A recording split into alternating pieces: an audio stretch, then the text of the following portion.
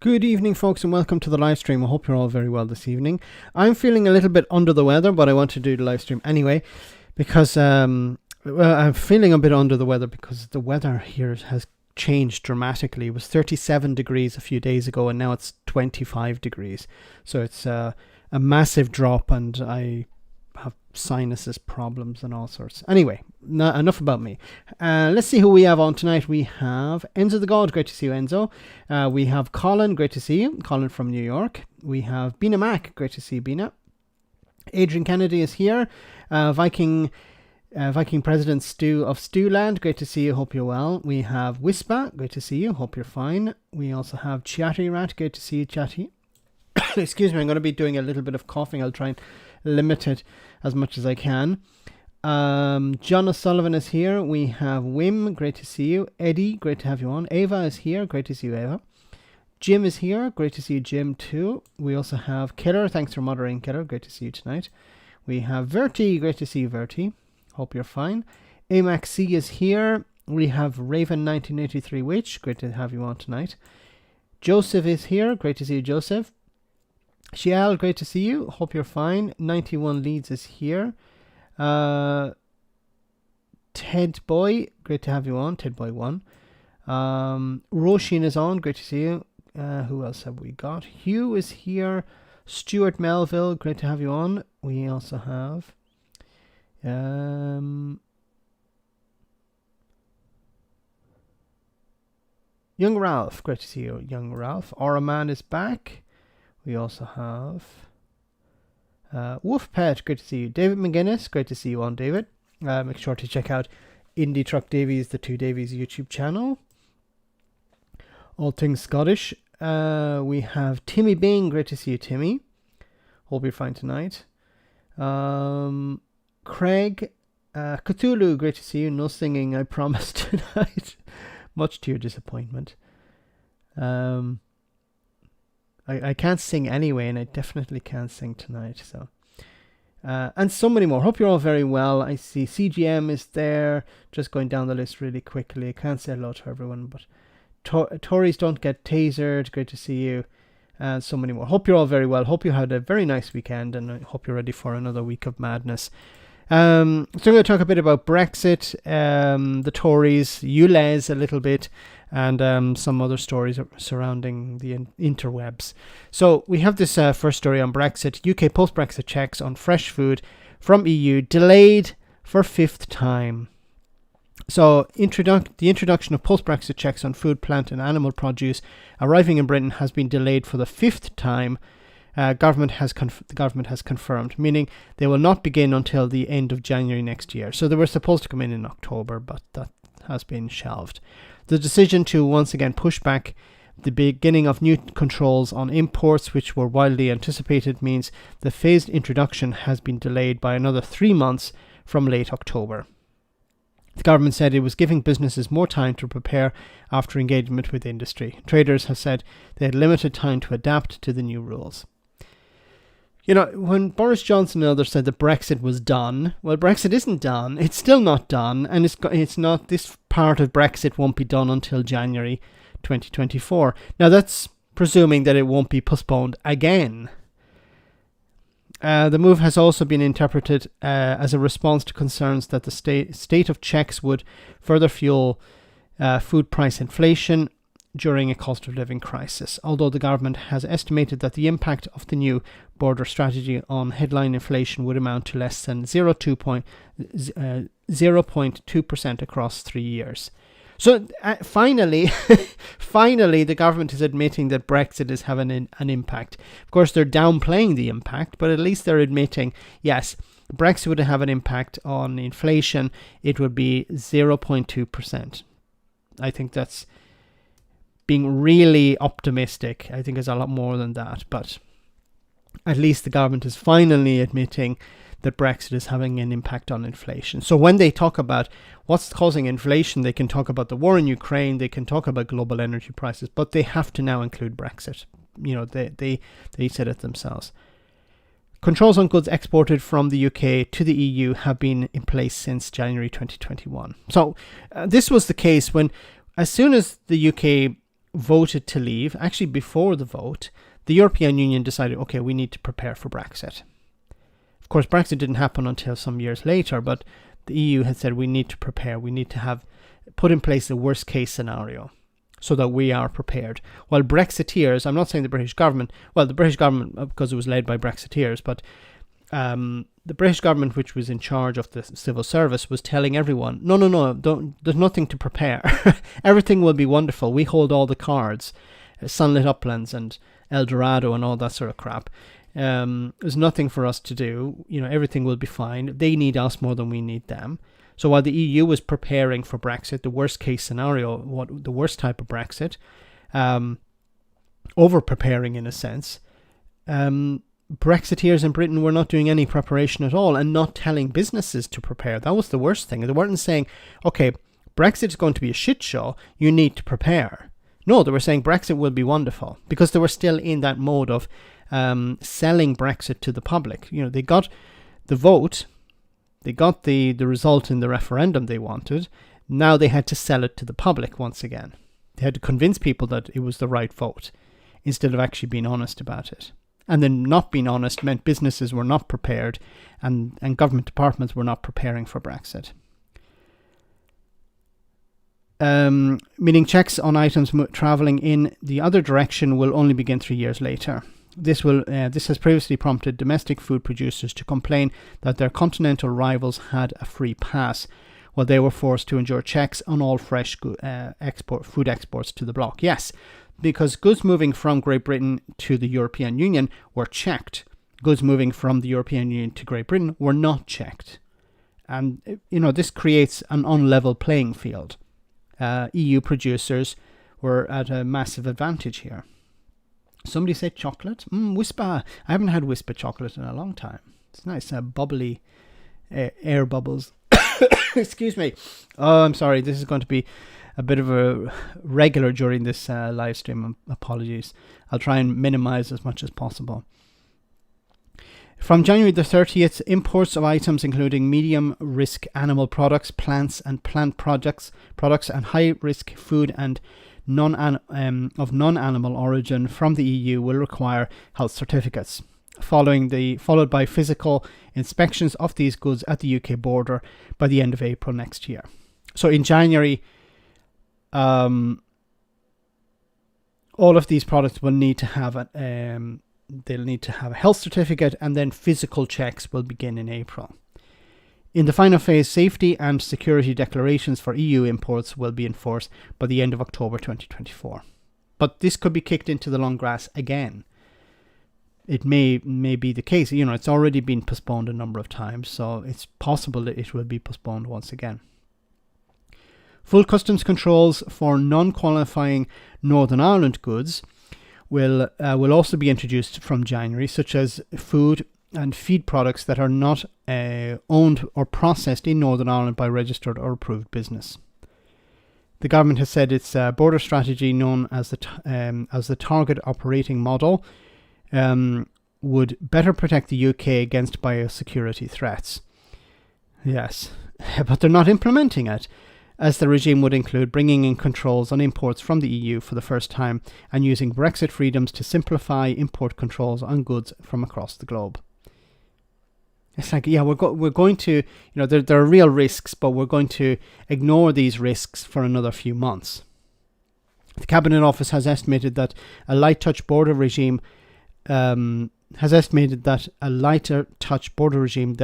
originally envisaged, without the requirements of certificates or physical checks on low-risk goods entering the country, would save businesses around £520 million a year, compared with the original import model that would have been introduced in 2022. So we're not carrying out checks. That's going to help businesses. Yes, but it puts other businesses at risk. It increases the possibility of smuggling. And when it comes to farming, it increases the risk of pathogens coming in and destroying livestock, and not just livestock, introducing viruses into the country. Hi Max, no singing, I guarantee it. Not even if I could. Even if my voice would permit, I wouldn't do it anyway. Once again, Brexit is not being done. Brexit is not being implemented because Brexit is a disaster. Brexit is a massive cost to industry, and it's a massive headache to industry. It goes on to say all consignments of fresh food and other items, including plants and animal feed, that enter Britain through the Port of Dover and the Eurotunnel are eligible for sanitary and phytosanitary checks. Will have to pay a common user charge estimated at between £20 and £20 and £43, whether they are selected for inspection or not. So once again, this is an extra cost that's put on that was not required if the UK had remained in the single market. This is a consequence of being outside the single market. Staying with Brexit, another story on Brexit. Government sets out tighter rules to stop mislabelling of food. The government, so this is in relation to Northern Ireland, the government has introduced a tightening of post-Brexit rules for moving goods from Northern Ireland to Great Britain, to GB. It concerns the definition of goods qualifying for unfettered access, excuse me once again, access when moving to the rest of the United Kingdom. The rules around the movement of food products are being tightened after feedback from the food industry. It expressed concern that goods made in other countries could simply have been relabelled in Northern Ireland to get unfettered access to GB. Stuart Anderson, Head of Public Affairs at the Northern Ireland Chamber of Commerce, said agri-food businesses will welcome the additional protections are proposed to qualify for unfettered access to the British market. This is talking about using the green lane. Upholding the twin objectives of preserving barrier-free access to GB whilst protecting the integrity of Northern Ireland's world-renowned produce will be critical, he said. The definition of qualified goods is currently very wide, and the government has always intended to narrow it. Unfettered access for Northern Ireland goods was a central Brexit promise from the UK government. Prime Minister Boris Johnson famously told Northern Ireland businesses that if anyone asked them to fill in a form for moving goods from GB to GB, they should throw it in the bin. In November 2019, he said there would be no forms, no checks, no barriers of any kind in free circulation in Northern Ireland count as qualifying. For most goods that will remain the case, but for food and animal feed products, they will need to be they need to be owned and processed in Northern Ireland by a Northern Ireland registered business in order to be qualified for Northern Ireland good. So if it's a case of some sort of processing outside Northern Ireland, it would not qualify. Or if the business is not owned and qualified, registered in Northern Ireland. The government says that it is to ensure the benefits of unfettered access are more squarely focused on Northern Ireland traders. Now, this will, of course, require checks because, it's one thing as saying, well, as long as it's produced in Northern Ireland, that's okay. But it'll have to be checked. So a check will have to be carried out somewhere. It added that, they call it unfettered access, but it's unfettered if everything is above board. But how do you check that everything is above board unless you check it? The government said that this is to ensure the benefit. Okay. It added that the Northern Ireland food manufacturers are already required to register with their district councils or to be approved by the Food Standards Agency, so the rules place no new burdens on Northern Ireland businesses. Vague on enforcement. Food products which don't meet the qualifying rules will need to be declared before they're sent to GB and may require official certification to be subject to checks at GB ports. See, there you have it. One thing is having all the paperwork, but if the paperwork has to be checked. The new rules will require from the end of January 2024. However, the government is still vague on enforcement. This is what businesses, they need to know. Okay, are our goods going to be checked, or is it just sufficient to have this qualification?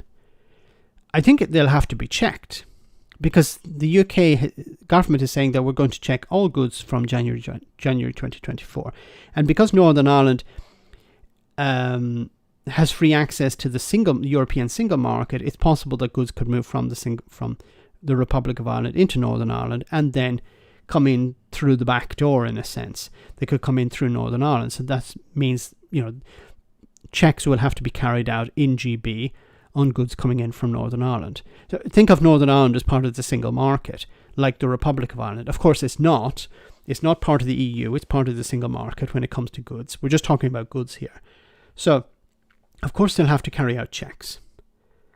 Like, they can be vague about it, but they will have to carry them out if they are determined to stick with this January 2024 date.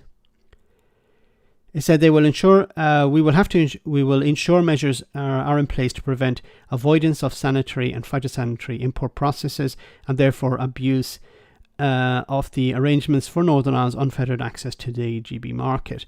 While traders move goods for the avoidance purpose and therefore seek to bypass import checks and controls where they are required, traders may be subject to financial penalties and enforcement action, up to and including seizure, destruction or criminal sanction. It added that it would work closely with the Scottish and Welsh governments on this issue, and further details will be provided in due course. Yeah, it's like the clock is ticking, okay? Excuse me.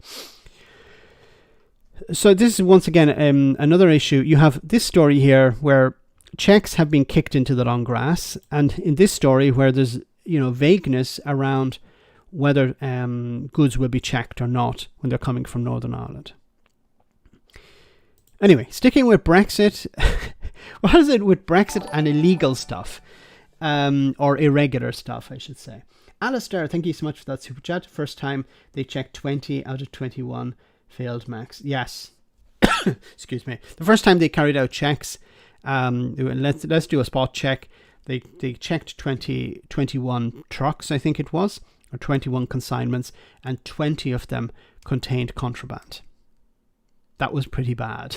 If it was one contained, okay, with that, but because the importers or the exporters in the EU knew that there were no checks being carried out, so Britain had become a wonderful place to smuggle goods into. Not so much out of, because checks were on the other side, but if you want to smuggle something into Britain, going through Dover is probably the best way to take it, because they're not carrying out the checks, and they're even saying we're going to carry out checks in April next year, because we're putting in the systems in January, but in April that's when the physical checks will start. So if somebody wants to smuggle goods, they would probably be saying, okay, well, let's do as much smuggling as possible until April, and then the British government will probably start doing checks, but it could be postponed once again. David McGuinness, thanks so much for that super chat. Can Ryan border post check on hold as UK government, who are in charge of securing the borders, insists the Scottish government pay for the infrastructure? So the Scottish government didn't. That's wonderful. Thanks, David. So the Scottish government that didn't want Brexit is now being asked to pay for the infrastructure as a direct result of Brexit.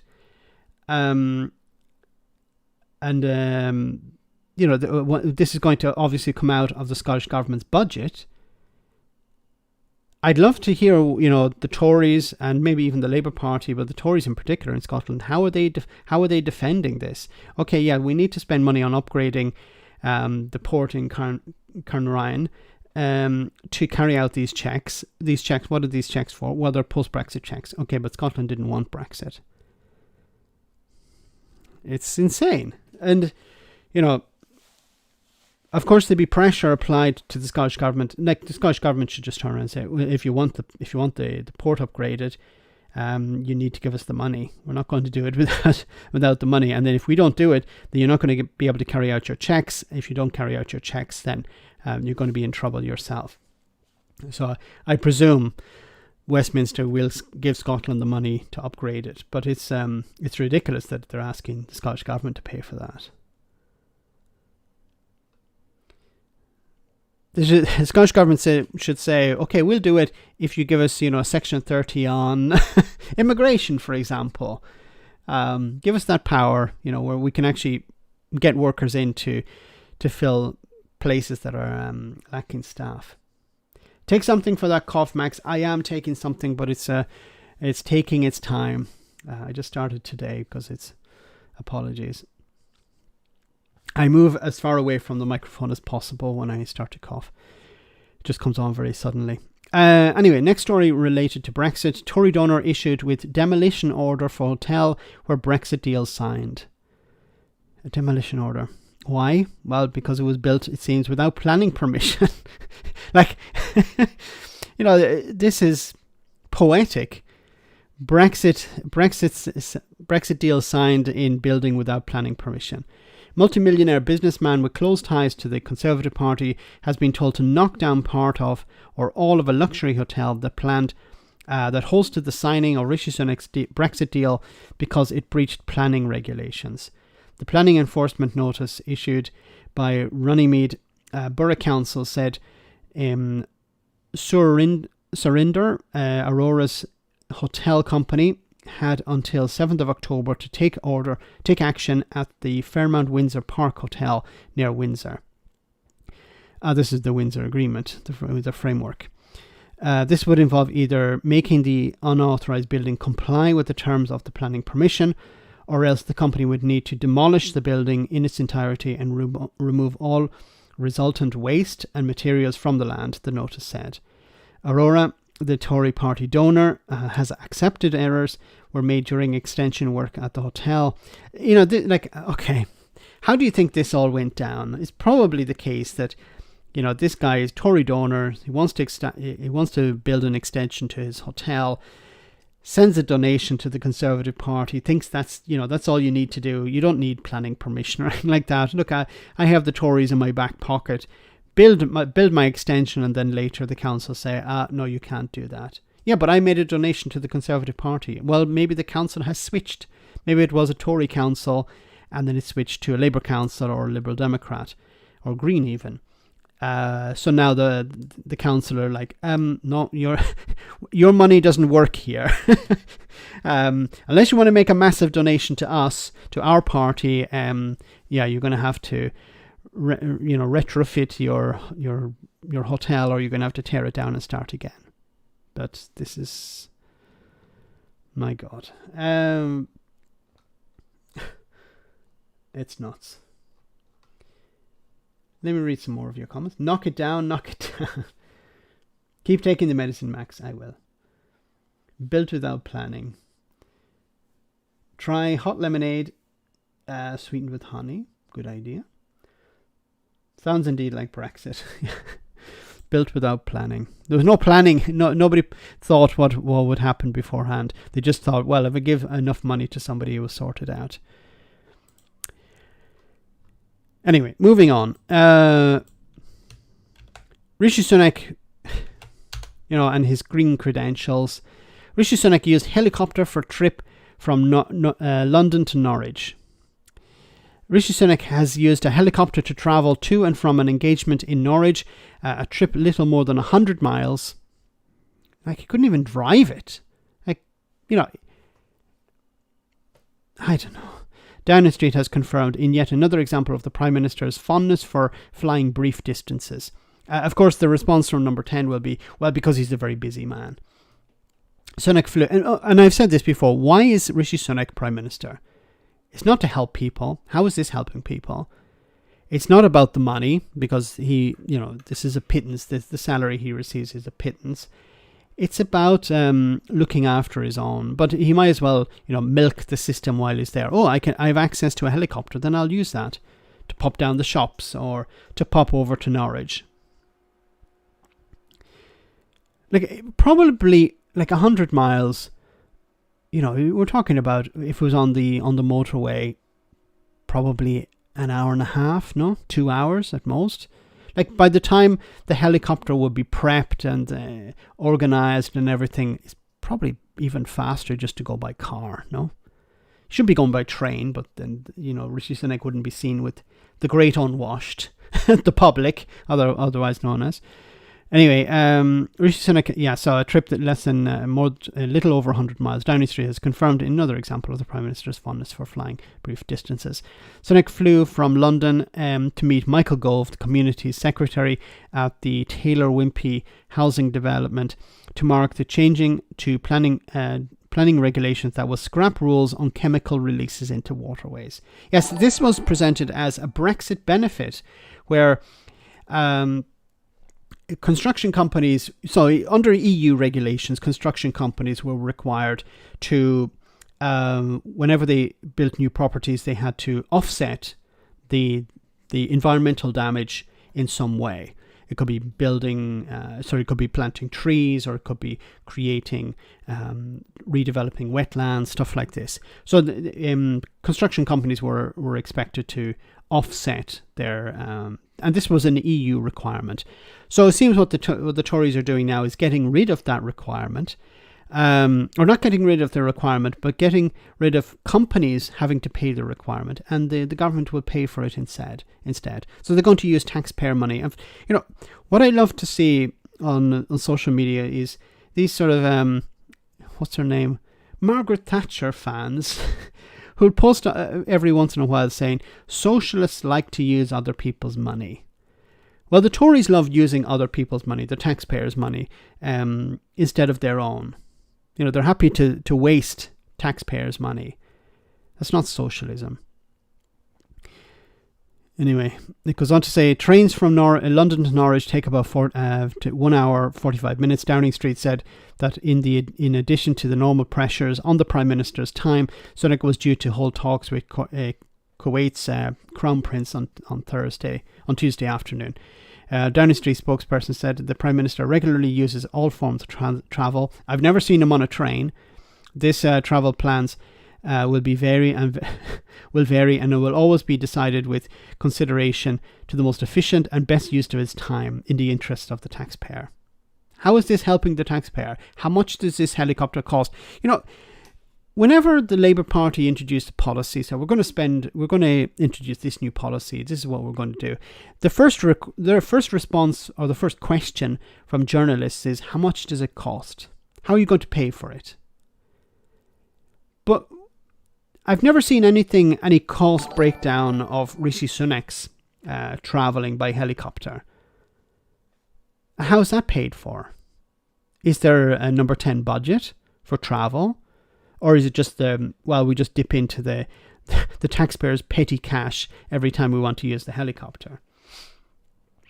Sunak broke the air traffic control with that flight max. Yes, that's excuse me. That's why the air traffic control system collapsed. It was because Rishi Sunak was out flying about. That's it. Thanks, Alistair.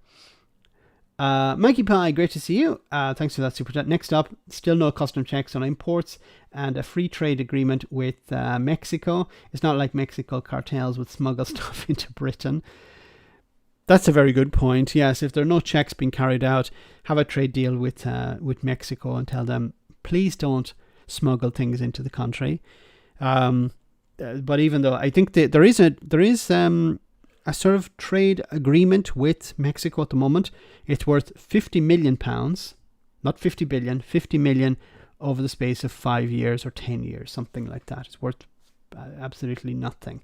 It's worth about as much as Rishi Sunak spends on helicopter flights. That's how much it's worth. Sunak didn't use the train once. They took that picture of him looking really thin. You don't need to stand in front of a new house to announce a change in planning laws. Yes, of course. There was no need for him to go there. He could have called Michael Gove on the phone. Anyway, the Prime Minister, in May, Sunak used a helicopter for an even briefer trip, which he flew to and from Southampton to visit a pharmacy for an NHS-related announcement, a 160-mile round trip, like 80 miles over and 80 miles back, where the train the train takes about an hour and 15 minutes. A month later, he used an RAF helicopter to travel from London to Dover for a speech on small boat crossings, a journey that can be done in just over an hour on high-speed trains. But then he doesn't want to be seen on the train because that's ordinary people use the train. He's more than that. He claims to be, I don't know if he claims to be a man of the people. He pretends sometimes to be a man of the people, when he buys petrol or Attention, people, don't be making Max laugh. He isn't well enough for breaking like that. No, I can laugh, but helicopters are vulnerable to crashes. Other than Matters Pharmacy.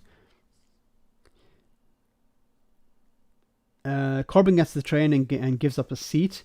Visceral anger. Rishi gets private planes and choppers, not a PPS. Yeah, it's like when can you imagine if Jeremy Corbyn had become Prime Minister and he used even a taxi, the right wing would be jumping on it. But they have no problem with Rishi Sunak doing this. Anyway, on the issue of housing, sorry, just a moment.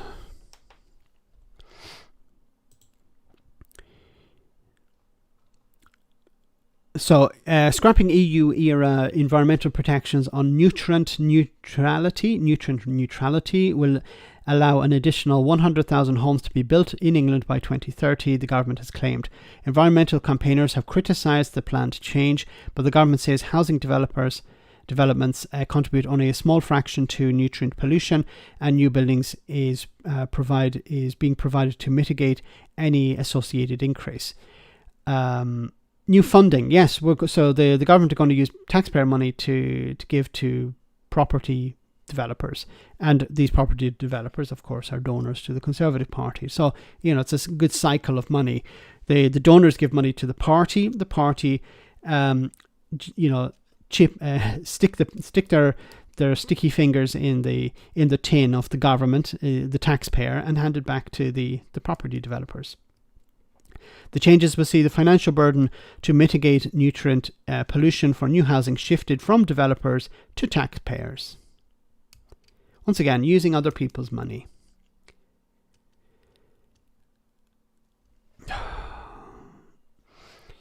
The Shadow Housing Secretary Lisa Nandy said house builders should not be asked to cover the government's abject failure on environmental policy. She said, with house building projects to fall to the lowest level since World War II and our rivers full of sewage, the government, the Conservatives are failing on both housing and environment. The government is responsible for environment policies. House builders should not be asked to cover for their abject failure. I'm not sure what she means by that. There's an obligation under existing EU legislation that requires house builders to offset some of the environmental damage that's caused by building properties, and that's only right. Isn't it good that that they have to dip into some of their profits to help the environment, because building a house creates a lot of environmental damage. So it's limited, but it does create something. So it'd be good for us to, when we build a house, that we plant a number of trees at the same time, or rewild a particular area of land. I don't see any problem with that. We're talking, I think one of the figures was about £10,000 for the average house. So if the average house is like about £250,000, 180, £250,000, somewhere in that range, an extra 10,000 isn't going to make that much of a difference. But that's a requirement on the developers. They can't really, they can pass it on to the consumer, but if that's a requirement, it will be included in the price. But anyway, were Brits protected on the holiday chaos by EU law? No, they were not, because the UK does not. I think those protections, those travel protections, are over. They existed. I think they were still in place during the transition period, but that was in 2020. But so Brits travelling abroad will need to have separate travel insurance. It's like if you're going to the United States. And then some of the other stories, though. Just one other thing here. Downing Street has rejected Nadine Dorries' criticism that Rishi Sunak has presided over a zombie parliament. The Prime Minister's official spokesperson said Sunak could point to a number of achievements, including securing the Windsor Framework deal with the EU and making headway in halving inflation. Okay, the Windsor Framework deal is probably the only thing that he has achieved. But that's it. Inflation has nothing to do with the government, because they said it themselves last year when inflation was at record numbers. It has nothing to do with us. It's the war in Ukraine and energy prices. Now that it's coming down, but it's still, of course, prices are still... And this is important that, I don't think anyone on this stream is stupid enough to accept this from the Tories and their friends in the media. When inflation drops, it still means prices are increasing. Just means they're increasing at a slower rate. So Rishi Sunak and his friends in the media will try and say, oh, look, inflation is down. It means you have more money in your pocket. Or prices are down. You have more... we should be celebrating. Inflation has dropped from 11% to 6%. See, you're better off. No, you're not better off. You're worse off. Just not as bad. Well, no, worse than last year. But it could have been even worse. It could have been 10% again. Anyway. And it seems James Cleverly will visit China. That will be interesting to watch. Hopefully he doesn't make an arse of himself. He has done that in the past. Anyway, guys, let's take a short break for a comedy moment, and we'll be back in just a jiffy with more serious stuff. Hope you enjoy this. Henry! So, Big Nad's Nadine Dorries has resigned with immediate effect. Again. I know she said she had resigned with immediate effect nearly 3 months ago, but she really means immediate this time. She kept it classy to the end, of course, Henry, by publishing her resignation letter via official, recognised government channels. Yes. The Daily Mail's paid subscription service, Mail Plus. Well, Tory's gonna Tory. Oh, Nad said some terrible things about Rishi in her resignation letter. She said that Rishi had put his personal ambition above the stability of the country and the economy. Was she talking about Rishi there, Henry, or BJ? Or was she talking about Liz Truss? Or was she talking about all of us? No, but she was very unkind to Rishi, Henry. Apparently, Rishi was so upset with her resignation letter, he grabbed Teddy, ran upstairs to his bedroom, locked the door, and he wouldn't come down for tea. And it was one of his favourites, a tin of oops. Look, Rishi will be fine, Henry. He'll rise above it. In his taxpayer-funded helicopter. Climate crisis? What climate crisis? Cost of living crisis? What cost of living crisis? Yeah, just land the helicopter down there next to one of my mansions. Mind the swimming pools.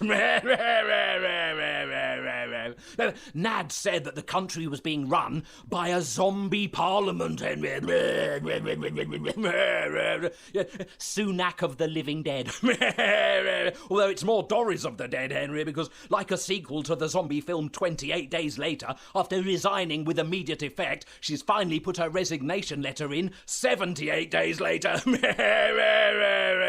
Anyway, Henry Moustache, I'll see you at the club later and we'll resign ourselves to getting zombied out of our brains on a bottle or 12.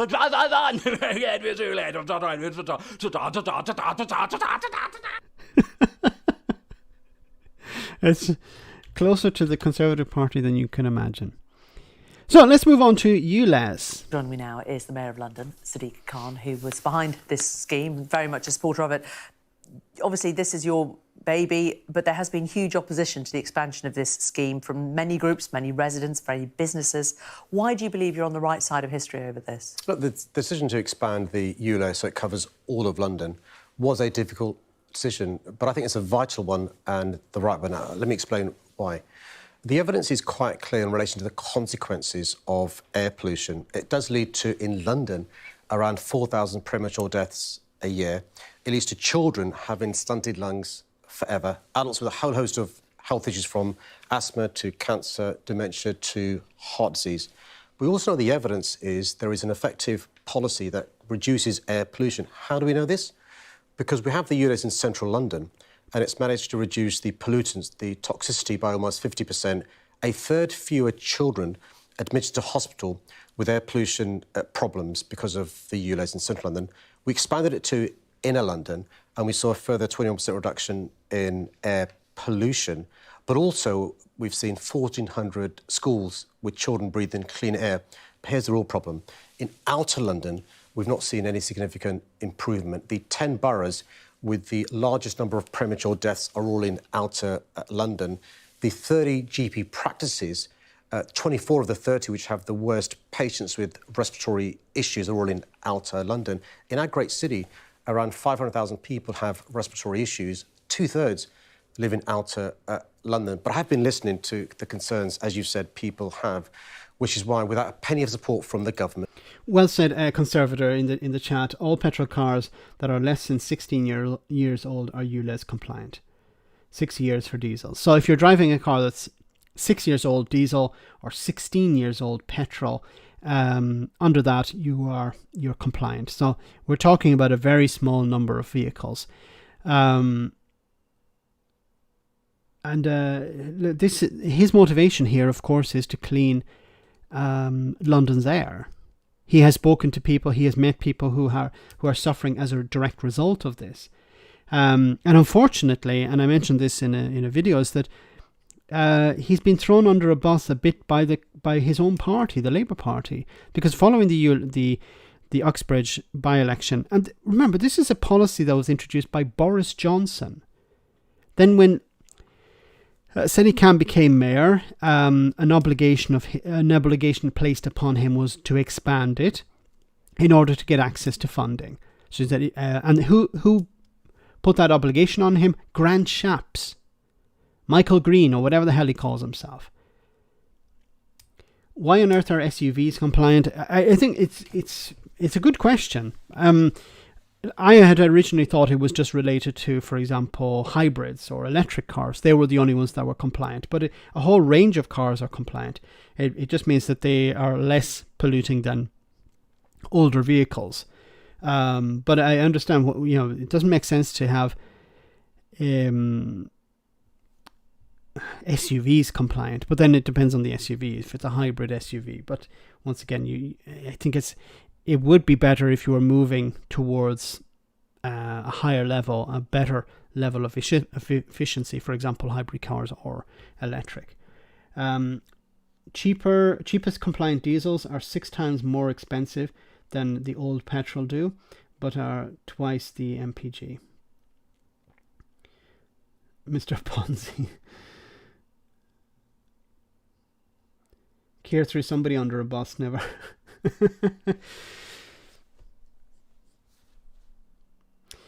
EU 261 indicates that unless the UK citizens have bought their air tickets with an EU carrier, they're not protected by the EU 261. Okay, thanks for that, eyes wide opened. Big question is if the UK have a lesser law. I guess this is the only time when people will be glad to fly Ryanair. There's a lot of things that are still not clear post-Brexit in regards to, for example, travel and insurance and passports as well. So, a friend of the show had, a friend of the channel had a big problem with the passport. UK does not have a diesel car culture. I drive a diesel, but it's the UK non-EV or hybrid equivalent is available in petrol only. Yeah, that's something I noticed as well.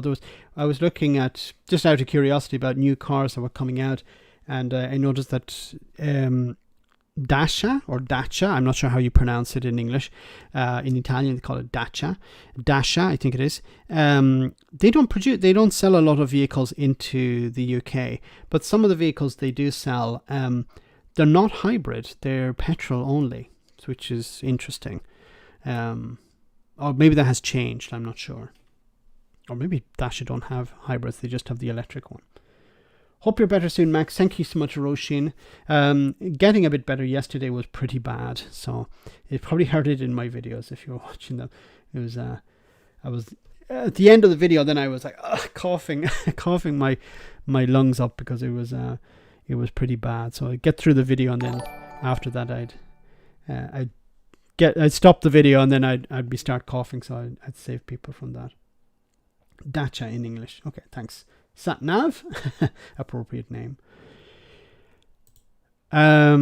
I think he's going to continue to extend this because it's a success. It is bringing down pollution levels. Thanks, Orshin. It's bringing down pollution levels. It's making the air clearer for people to breathe.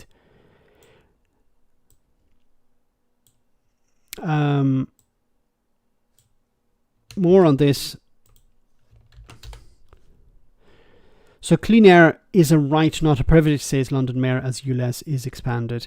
Clean air is a right, not a privilege, the Mayor of London, Sadiq Khan, has said as the ultra-low emission zone was expanded to include the outer boroughs of London. People who drive in the zone in a vehicle that does not meet required minimum emission standards are required to pay £12.50 daily fee or risk of a £180 fine, reduced to £90 if they pay within 14 days. Appearing on several media outlets on Tuesday to defend the rollout, Khan said he believed clean air was a right, not a privilege. He told BBC Breakfast, we now have a really efficient policy to reduce air pollution.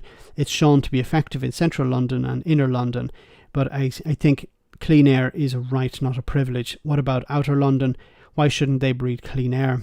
Why should they have to carry on dying prematurely in numbers that could be reversed? Yes, it's and vehicle emissions are one of the biggest killers, of course. I hope what's going to be added to this as well, it would be the underground, because the underground is has very high levels of pollution.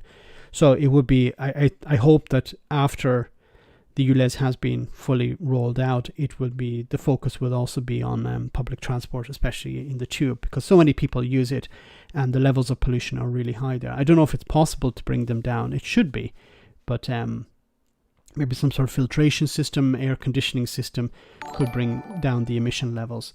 Ulez is about cat efficiency, not petrol mileage. Okay. Is about efficiency, not mileage. So the SUV is more efficient. It's not about how many miles per gallon you get. Max, you should move back to the UK. We can give you a vaccine against your illness. That is not possible in Italy due to EU bureaucracy. I'm not sure what illness I have, because I said at the beginning of the live stream, it is the temperature. The temperature last a few days ago was 37 degrees, and now yesterday and today, it's gone down to about 25 degrees or 23 degrees. So I think this massive drop in temperature has really messed up my sinuses. Anyway, let's move on. Tory cuts. What are you on about, Max, when you said Tory cuts? Prison and probation staffing dangerously low after botched privatization. So there are fewer jobs in the world as thankless as either prison officer or probation officer. The hours are long, the workload is often considerable, and when things go wrong, for example, a former offender either in prison or on probation reoffends, typically it's officers. Hold on. Not now. It's officers whose job is to supervise those in the criminal justice system who are the first to be blamed. In recent weeks, a slip-up resulted in comments from the Minister of Justice being accidentally published on a government website. The comments revealed that staffing levels in the prison and probation service were described as dangerously low.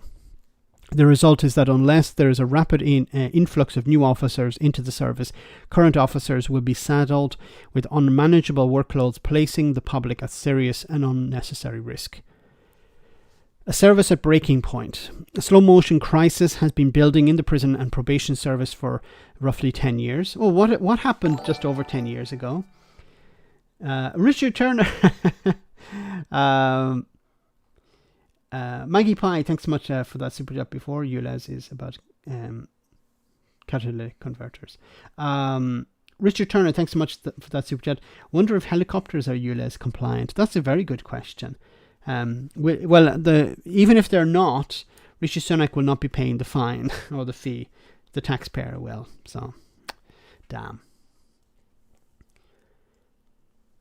Once you drive an EV, you'll never go back.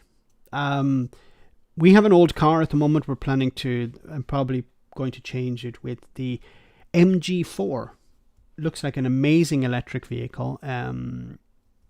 Good space inside, very good battery, good technology, has a 7-year warranty, so and it's not very expensive. It starts at around, I think, £22,000 or something like that. So it's seems like a very good replacement, and I think a number of websites have given it a very good rating as well. So the MG, unfortunately, MG is no longer a British company, but it's owned by a Chinese company. But it has a very good rating, so definitely something to consider going forward in the future. Anyway, slow motion crisis has been building in the prison and probation service for roughly 10 years. I have a personal involvement in this story because this is the writer. For a period of 4 years, I worked at one of the Ministry of Defence's approved premises. For those who don't grasp the strange lingo of the MOJ, the term approved premises is how the MOJ refers to those strange buildings in your community everyone knows as a halfway house or bail hostel. During my time at 2 approved premises, most staff I met were hardworking, diligent and conscientious. But during those 4 years, it became apparent to me that many probation service workers across multiple disciplines were burnt out, exhausted and overworked, and tired from multiple changes to the service, including a disastrous privatisation headed by Chris Grayling. Remember that guy? The guy who ordered ferries from a company that didn't actually have ferries. And a large refurbishment of many government buildings. In my experience, staff are also struggled to deal with the increasingly high expectations from the government. Yeah, because it's easy for the government to demand things and not actually put in the resources necessary to achieve those things. Look at what's happening with Suella Braverman and stopping the boats. Border Force need to stop the boats. Okay, but we can't stop the boats. Just stop the boats. In my experience, staff also struggle to deal with the increasingly high expectations from government. The probation service has always been seen as a soft cop service, being a combination of legal enforcement and a health and social care model. In Scotland, probation officers are known as criminal justice social workers, a job title that would say more accurately reflects their role. So this article continues to talk about the damage that privatization has done, but also the damage that cuts to the public service have. But also, this is extremely important. You know, we need to deal with crime. We need to put away dangerous people. We need to rehabilitate people who can be rehabilitated, and this requires funding and it requires staffing. But the Tories don't want to invest in these things because they see it as, unless it's something they can privatise and make money for someone, they're not going to invest in it. And if it fails, if the privatisation aspect of it fails, then they'll just abandon it, unfortunately.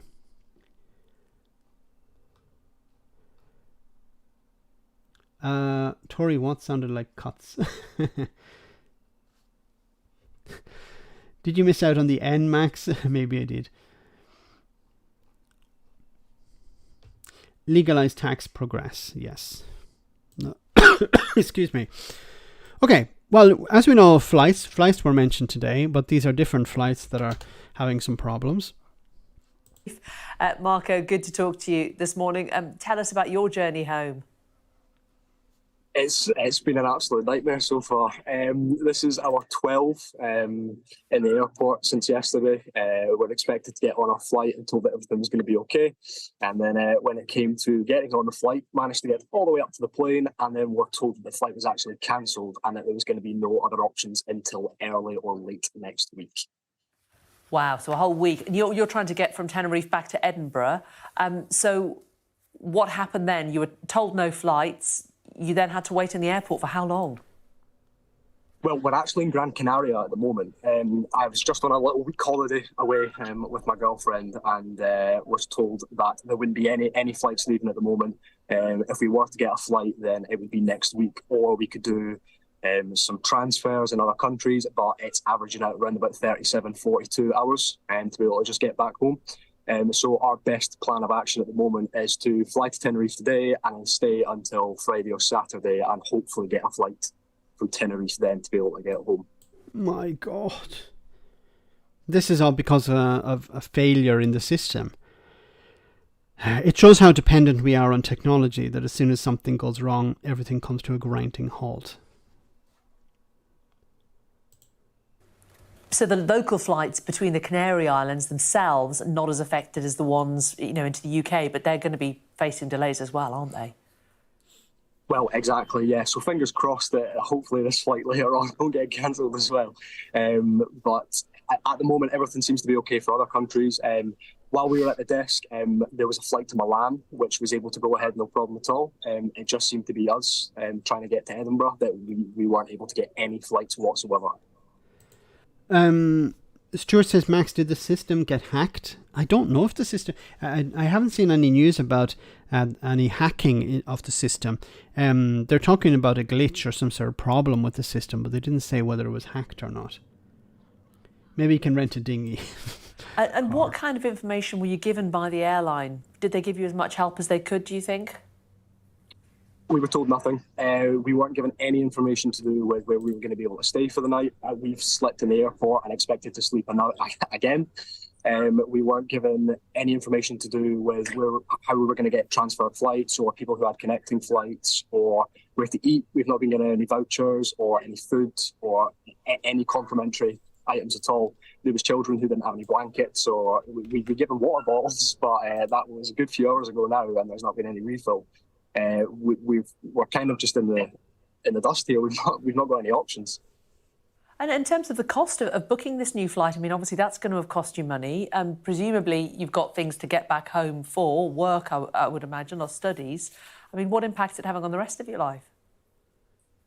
Well, I'm apprentice, so I am not on a massive wage. I don't have the expendable income to be able to just book holidays here and there. And this flight to Tenerife will not be, I've been told, is not covered by Ryanair.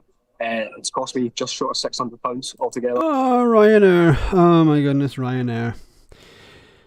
I've often compared Ryanair to a bus service. It's like, and if Ryanair could get away with it, they'd have those little sort of things that hang from the ceiling on the bus that you just hold on to. Ryanair, if they could, would replace all the seats with just some sort of thing to hold on to.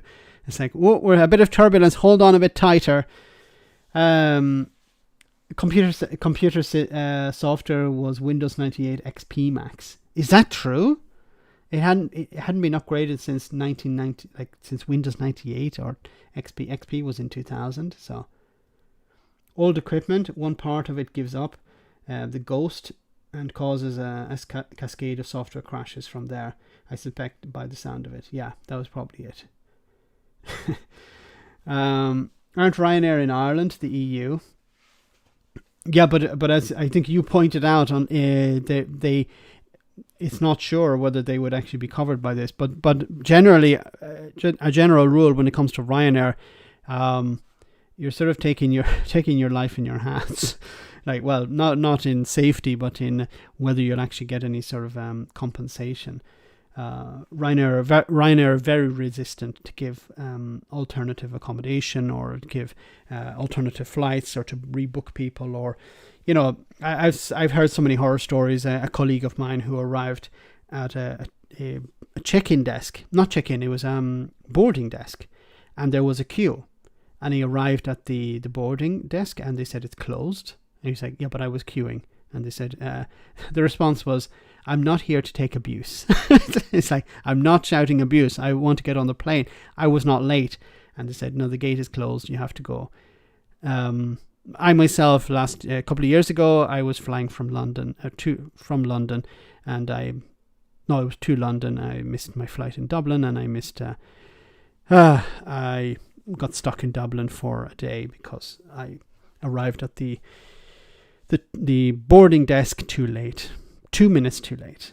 But anyway.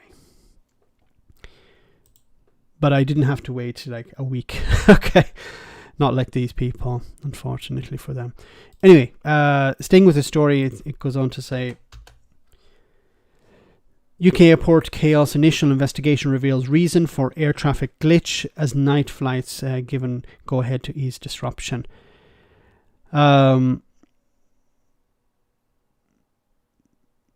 So it says air traffic boss can't rule out single misfiled flight plan caused chaos.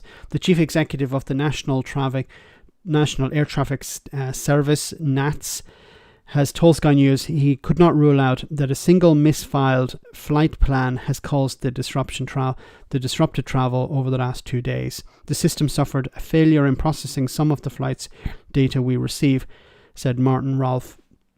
The organisation has resorted to manually data handling to make sure that we can never present erroneous or mistakenly safety critical data to controllers, he said.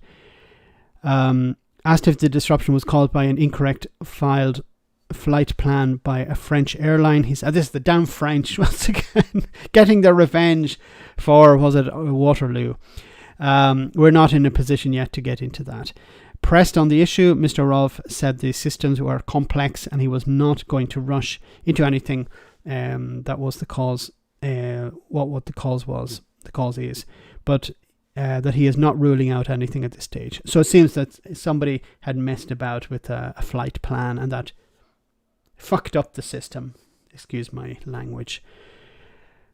But it's simple how these things can happen. Somebody was like, oh, let me put in the flight plan. Oh, not accepting. Do you want to retry? Yeah, I'll retry. Oh, everything goes black. So maybe that's what happened.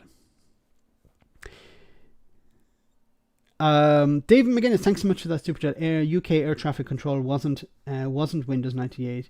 It was a steam powered archivist and CB radio. It used to be a highly advanced AI based system, but the Brexiteers wanted to go back to the way things were before. I don't know, airplanes. The Brexiteers just want to keep going back and back, further and further in time. They're almost at the stage where they're almost meeting Jacob Rees-Mogg at his levels of technology. So I think it's CB radio is probably quite advanced for that. Thanks, David. Anyway, let's move on. And the best of luck for people who are hoping to get home. Hopefully they'll get back safe and sound. Braverman interfered with police independence after crime pledge.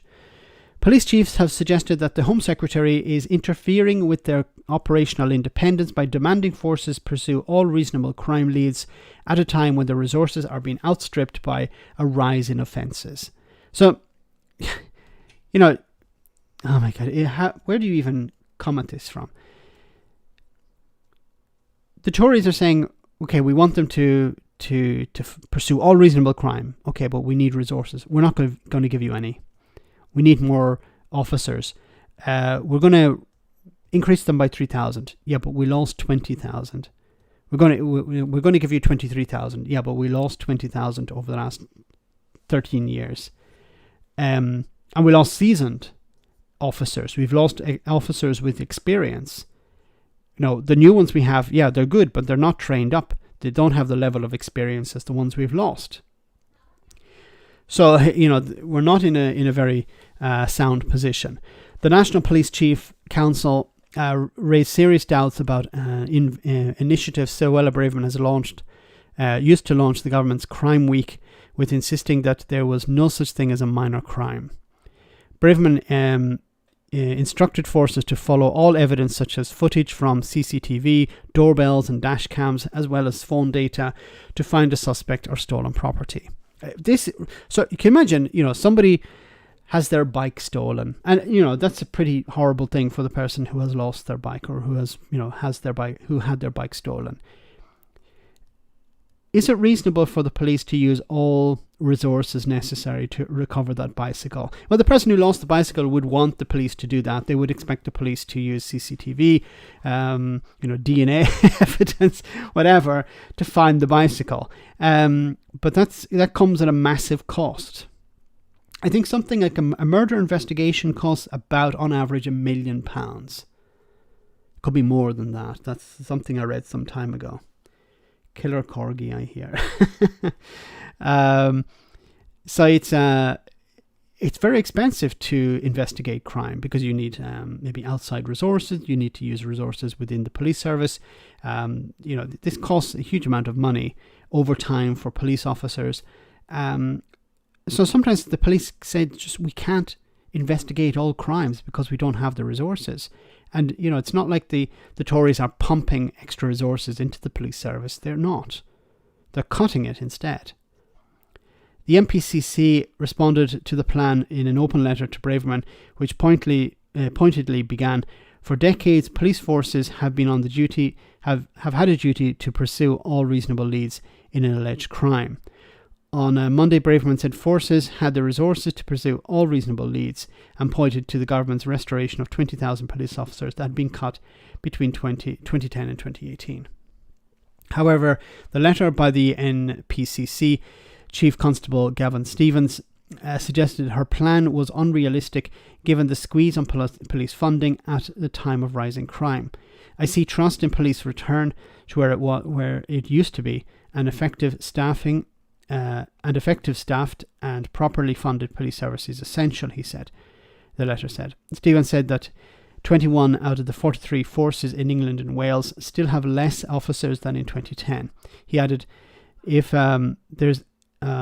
is therefore right that the police chiefs have operational independence and are responsible for making difficult decisions around how best to respond to the breadth of priorities of local communities.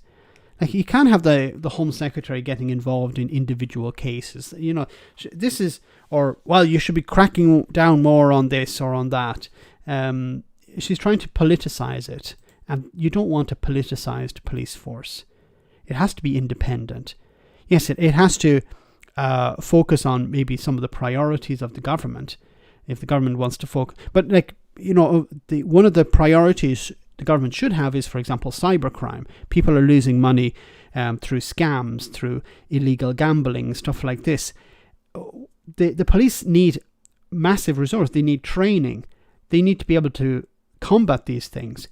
And this is something that they're always a few steps behind the criminals. The criminals have vast resources available to them to embezzle people, to take money out of people's pockets, out of people's accounts, to swindle people. The police need to be, attacking this on all fronts, but they can't do it unless they have the staff. Unless they have the resources. And yet, still, the courts and prisons are full.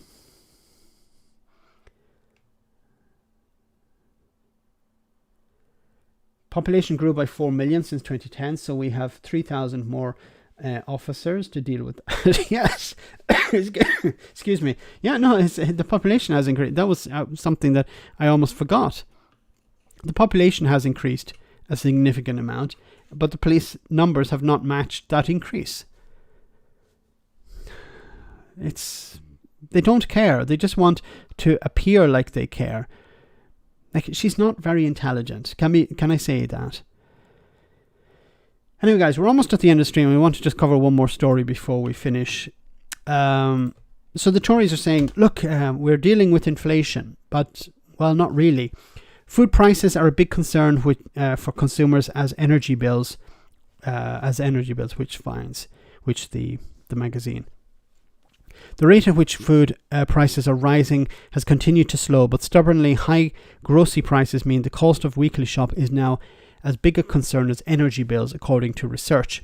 Food inflation fell from 13.4% in the year to July to 11.5% in August.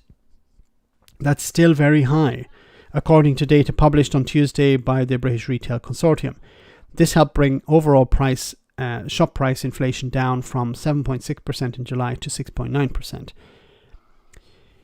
Helen Dickinson, the BRC chief executive, described the downward trend as better news for consumers and pointed to slower price increases for meat, potatoes and some cooking oils. Price hikes for toiletries and cosmetics had also eased, the BRC said, based on data from the first week of August, while inflation ticked up on clothing and footwear. Remember Jacob Rees-Mogg saying cheaper food and cheaper shoes as a direct result of Brexit, as shops ended their summer sales. Household budgets in the UK are around around the world are being squeezed by the rapid increase in prices for food and other goods, which most of the global economy being roiled by a wave of high inflation. And of course, who spends most of their budget on food and energy? The poor in society. So if food inflation remains high, it means the poorest in society suffer the most. The richest in society don't spend that much on food, not the same proportion as the poorer in society. So when we look at inflation, it's important to look at it in two ways. Inflation that's affecting the richest in society, and inflation that's affecting the poorest in society. Queen of the Nazis. Alistair, S&P, thanks so much, Alistair. S&P investigation by the police is heading to cost more than the call funds lost now than more than 600,000. Nice. That police tent was pretty expensive. Police investigations cost a lot of money. Now, if they're politically driven ones, they're going to cost even more, because the police are not investigating looking for actual evidence, because they know there probably isn't any. They're just spinning their wheels and wasting money because they're being told you have to investigate this. And what has come out of the investigation, the murder scene outside Nicola Sturgeon's house? Nothing. It's all disappeared. No mention of it anymore.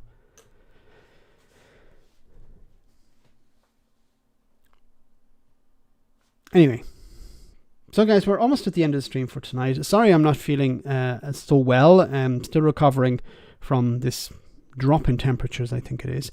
I want to say thank you so much to everyone who came on tonight. Thank you so much to moderator for doing a wonderful job. And thanks to everyone who sent a super chat. Before we finish, we have our one for the road. You're going to enjoy this one. Not Matt Green. He's taking a bit of a break, I think, at the moment. But you will enjoy this one instead. And I'll see you on Friday, same bat time, same bat channel. But I hope you enjoy this. No, that's a fact. That's definitely gone, yeah. You talk about this undemocratic cabal. Yes, they're called the Conservative Party. Are you saying the Prime Minister is part of that? Don't answer that or people won't buy your book. Get back to the resignation letter. I think it's also important to make the point, actually, which I do in my resignation letter. Do you make a point? Only I've read this letter about 5 times now, and it still reads like someone's asked an AI text generator to write a resignation letter in the style of a 4-year-old who's just fallen down the stairs. Your resignation letter is very personal about the Prime Minister. Yeah, as resignation letters go, it's not the classiest. I mean, I've seen insults written on toilet doors at UKIP conferences that show more tact. And you say he's unconservative. How can you justify that? In so many ways. In so many ways. In so many ways. Almost not only. What a great start to a sentence. I love your way with words. I can't wait to read your book. Probably should come with 2 Nurofen sellotape to it. We've had 4 prime ministers who've all been removed from office without any of them having lost a general election, which is actually Terrific. quite bizarre. Not really. Cameron dug his own grave. Theresa May got tied up in so many knots that she ended up looking like a crocheted scarf. Boris Johnson broke the law countless times and was just generally incompetent and foul. And Liz Truss lost the UK markets $500 billion within the first 3 weeks. Now, I'm not saying that's grounds for dismissal or anything, but I once lost a job for paying for a Chinese takeaway with a company credit card. What has been abandoned are what are the essence of Conservative principles and what? Those principles are. Don't wait for me. I've got nothing. I didn't know the Conservative Party had principles. Opportunity. Okay, good. Yeah. What else? And a hand down to people. Okay, opportunity and a hand down to people. I don't know what you're talking about. Absolute democratic corruption at the heart. No, try again. Or a corruption of democracy, rather, at the heart of the Conservative Party. There we go. I mean, apart from every sound that's coming out of your mouth, this has gone really well. So guys, have a great week. I'll see you on Friday, same bad time, same bad channel. And as always, stay safe, take care. Good night.